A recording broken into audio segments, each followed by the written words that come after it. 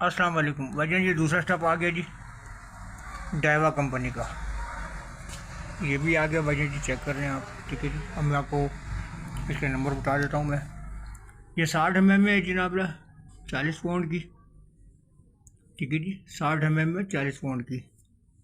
और सर ये 50 mm में है, 55 mm में 35 पाउंड की। और ये जो है ये 50 mm में है जनाब वाला, 30 से 35 पाउंड, 33 पाउंड लिखा हुआ जिसके ऊपर जी। और ये 0.40 की है जी। ठीक है भाई जान, 0.40 की है ये जनाब वाला आपका नंबर है इसका जनाब वाला 0.20, यानी कि ये 20 पाउंड के अंदर है। उसके अंदर ये फिर 20 पाउंड के अंदर है जनाब वाला, 0.45 के अंदर आ गई फिर दोबारा। ठीक है जी, और ये 15 पाउंड के अंदर है जी।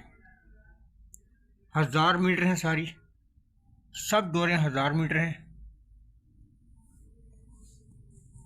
कम खर्च, बाला नशी, ताकतवर, गारंटिड।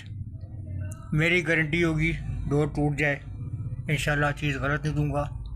जिस भाई को शिकायत हो मुझसे रब्ता कर सकता है, मैं उसका ताला करूँगा जी। गारंटीड होगी, 2 नंबर काम नहीं होगा जी।